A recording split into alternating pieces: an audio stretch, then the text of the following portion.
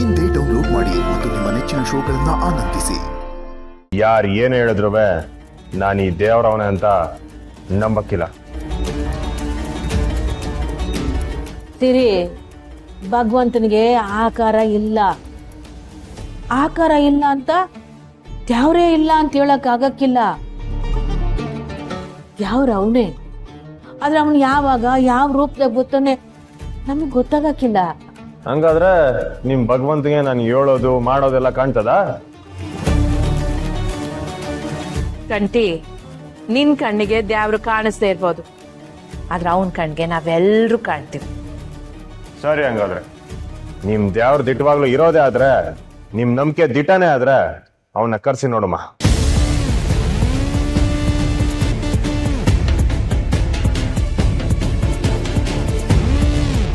ನಂಬಿಕೆನೆ ದೇವ್ರು ರೀ. ನಿಮ್ ಮ್ಯಾಗ ಇಟ್ಟಿದ್ ನಂಬಿಕೆನೇ ಸುಳ್ಳಾಯ್ತಲ್ಲ, ಹಂಗಾದ್ರೆ ನಿಮ್ ದೇವ್ರ ಸುಳ್ಳ? ಯೋನಪ್ಪ ಸಿರಿ, ದ್ಯಾವ್ರ ಮುಂದೆ ನಿಂತ್ಕೊಂಡು ಎಂತ ಮಾತಾಡ್ತಿದ್ಯಾ? ಅವ್ನ್ ಬರ್ಬೇಕು ಅಂತಿದ್ರೆ ಬಂದೇ ಬರ್ತಾನೆ.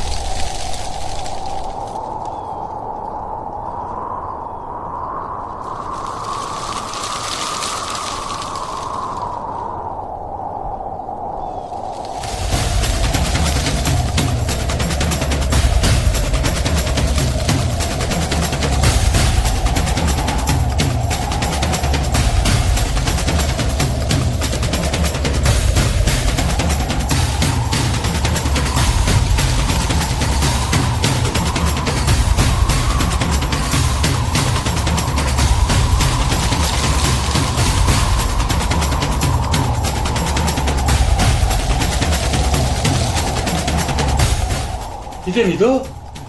ಇದ್ದಕ್ಕಿದ್ದಂಗೆ ಈ ಪಟ್ಟಿ ಗಾಳಿ ಬೀಸೈತೆ. ನಿಮ್ದು ಯಾರು ಗಾಳಿ ರೂಪದಾಗ ಬಂದಿರ್ಬೇಕು. ಎಲ್ರೂ ಒಂದ್ಕಿಂತ ಹಾಯ್ ಹೇಳ್ಬಿಡಿ, ನಾನು ಆಚೆ ಕುಂತಿರ್ತೀನಿ. ಏಯ್, ನಿನ್ಗೆ ಅಂತಲೇ ಪೂಜೆಗೆ ಬಂದಿರೋದು, ಸುಮ್ಕೆ ನಿಂತ್ಕೊಳ್ಳ. ನೋಡವಾ, ನಂಗಿದ್ರ ನಂಬಿಕೆನೂ ಇಲ್ಲ, ಇರೋದು ಇಲ್ಲ. ಏಯ್ ಕಂಟಿ, ನೋಡ್ಪುಟ್ಟಕ್ಕ, ಇವನ್ಗೆ ಅಂತಲೇ ನಾವೆಲ್ಲರೂ ಇಲ್ಲಿಗೆ ಬಂದಿರೋದು. ಹೆಂಗ್ ಮಾಡ್ತಾನೆ ಇವನು? ಇವನ್ ಸನ್ನಿಧಿಗೆ ಬಂದಿದ್ದೀವಿ, ಅವನೇ ಕಾಪಾಡ್ತಾನೆ, ಯೋಚನೆ ಮಾಡ್ಬೇಡಿ. ನನ್ನ ಗಂಡನ ಕೋಪ ಕಮ್ಮಿ ಮಾಡಿ ಅವ್ರ ಆಯಸ್ನ ಗಟ್ಟಿ ಮಾಡು ಭಗವಂತ. ದ್ಯಾವ್ರೆ, ಮಗನ ಮನ್ಸನ್ನ ಬದಲಾಯಿಸು ಅಂತ ಕೇಳ್ಕೊಳಕ್ ಬಂದೀನಿ. ನೀನೇ ಅವನ ತಲೆ ಕಾಯ್ಬೇಕು ತಂದೆ. ಅವ್ವನ ಕೋಪ ಕಡಿಮೆ ಮಾಡಿ ಅವ್ವ ಮೆಚ್ಕೊಳ್ಳೋ ಮಗಳಾಗೋ ಥರ ಆಶೀರ್ವಾದ ಮಾಡು ದೇವ್ರೆ. ಒಳ್ಳೆ ಉದ್ದೇಶದಾಗಿ ಇವನೋ ಮಾಡೋಕ್ಕೋಗಿ ಇನ್ನೇನೋ ಆಗೋಯ್ತು. ಕಂಟಿ ಅವ್ವ ಸ್ಯಾನೆ ನೋವು ಮಾಡ್ಕೊಂಡವ್ರೆ. ಅವರಿಬ್ರು ನಮ್ಮನ್ನು ಸಂಸಿ ಸ್ನೇಹ ಸಂಸಾರ ಸಂದಾಗಿರೋ ಥರ ಕಾಪಾಡು ತಂದೆ. ಕೇಳೋದಕ್ಕೆ ಏನೂ ಇಲ್ಲ, ಕೇಳೋದನ್ನ ನೀನು ಕೊಡ್ತಾನೂ ಇಲ್ಲ. ಒಂದಕ್ಕಾದ್ರೂ ನಾನು ಇವ್ನಿ ಅನ್ನೋದನ್ನ ನೀನು ಮರಿಬೇಡ ಕಣ್ ಭಗವಂತ. ಪುಟ್ಟಮ್ಮಿಗೆ ಸಾನಿ ನೋವು ಕೊಟ್ಬಿಟ್ಟಿದ್ದೀನಿ. ಇನ್ಮ್ಯಾಕಾದ್ರೂ ಅವ್ಳು ಸಂದಾಗಿರೋಂಗೆ ನೋಡ್ಕೊ ಸ್ವಾಮಿ.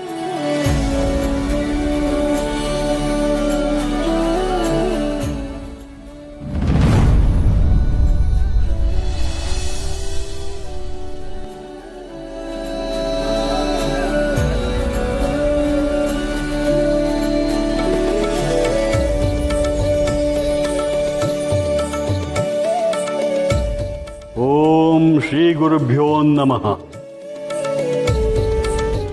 ರೀ, ಬಂಗಾರಮ್ಮ ಅವ್ರು ತಗೋಬೇಕಾಗಿರೋ ಆರ್ತಿನ ನೀವು ತಗೊಳ್ತಿದ್ದೀರಲ್ಲ, ಅಷ್ಟು ಗೊತ್ತಾಗಲ್ವಾ ನಿಮಗೆ?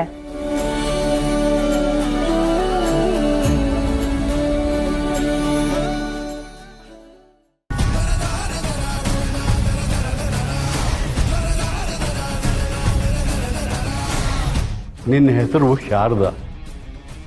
ಅಂಗನವಾಡಿಯಲ್ಲಿ ಬೇರೆ ಮಕ್ಕಳನ್ನೆಲ್ಲ ನೋಡ್ಕೊಳ್ತೀಯ. ನಿನಗೆ ಮದುವೆ ಆಗಿ 10 ವರ್ಷ ಆದರೂ ಕೂಸಾಗಿಲ್ಲ. ಹೀಗಾಗಿ ಮನೆಯಲ್ಲಿ ಮಂಗು ಕವಿದು ಹೋಗಿದೆ.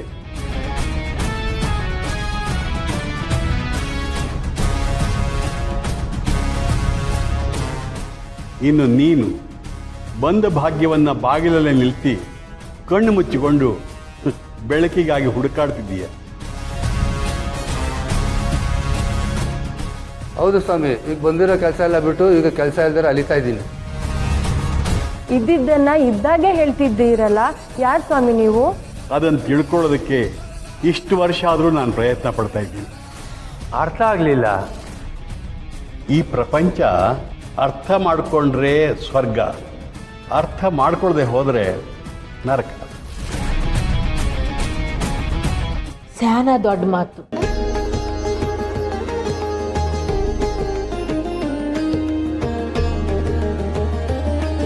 ಸಾವಿರಾರು ಜನರನ್ನು ಕಾಯೋ ಶಕ್ತಿ ಇರೋರು ನಮ್ಮನ್ನು ಕಾಯಲಿ ಅಂತ ಗುಡಿಗೆ ಬರಬಾರ್ದು. ಆದ್ರೆ ಗುಡಿಗೆ ಬಂದ್ರೇನೆ ಅಲ್ವೇ ಆ ಭಗವಂತನ ದಯೆ ನಮಗೆ ಸಿಗೋದು.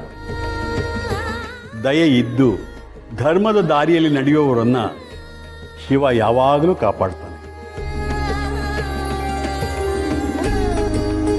ತಾವರ ಕಳಿವುಂಟು, ಜಂಗಮ ಕಳಿವಿಲ್ಲ.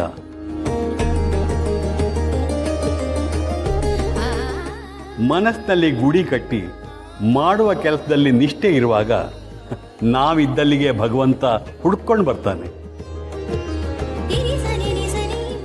ನಂಬಿದವರಿಗೆ ಅನ್ನ ನೀಡು, ದೇಹಿ ಅಂದವರಿಗೆ ದಾನ ಮಾಡು. ನಾನು ನನ್ನದು ಅನ್ನೋದನ್ನು ಬಿಟ್ಟು ನಮಗಾಗಿ ಕಾಯ್ತಿರೋರಿಗೆ ಕಾವಲಾಗಬೇಕು. ಶ್ರೀ ಗುರುಭ್ಯೋ ನಮಃ. ಶ್ರೀ ಗುರುಭ್ಯೋ ನಮಃ. ಅವ್ರ ಮುಖದಲ್ಲಿ ಎಂಥ ದೈವಿಕ ಕಳೆ ಇತ್ತಲ್ವಾ? ಅಣ್ಣೋರೆ, ಯಾರವರು? ಜೀವನನ 2 ಸಾಲನಾಗ ಹೇಳ್ಬಿಟ್ರು. ಪುಟ್ಟಕ್ಕ, ಅವರು ದೈವಾಂಶ ಸಂಭೂತರು. ಜೀವನದ ಎಲ್ಲ ಸುಖ ದುಃಖಗಳನ್ನು ತ್ಯಜಿಸಿ ಹಿಮಾಲಯದಲ್ಲಿರ್ತಾರೆ. ಅವರಿಗೆ ಯಾವಾಗ ಎಲ್ಗೋಗ್ಬೇಕು ಅನ್ಸುತ್ತೋ ಅಲ್ಗೋಗ್ತಾರೆ. ಇವ್ರ ಮಾತು ಕೇಳ್ತಾ ಇದ್ರೆ ಇವ್ರಿಗೆ ಭವಿಷ್ಯದ ಬಗ್ಗೆ ಎಲ್ಲ ತಿಳಿದೈತೆ ಅನಿಸ್ತು.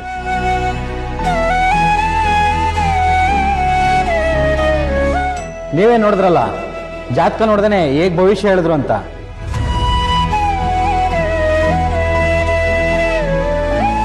ಇಂಥ ಸಿದ್ಧಿ ಪುರುಷರು ಇವತ್ತಿಲ್ಲಿಗೆ ಬಂದಿರೋದು ನಮ್ಮ ಭಾಗ್ಯ. ನಂಗಂತೂ ಅವ್ರನ್ನ ನೋಡಿ ಅವ್ರ ಮಾತುಗಳನ್ನ ಕೇಳಿ ಅವರಲ್ಲಿ ಏನೋ ಇಸೇಸ ಐತೆ ಅಂತ ಅನ್ನಿಸ್ಬಿಡ್ತು.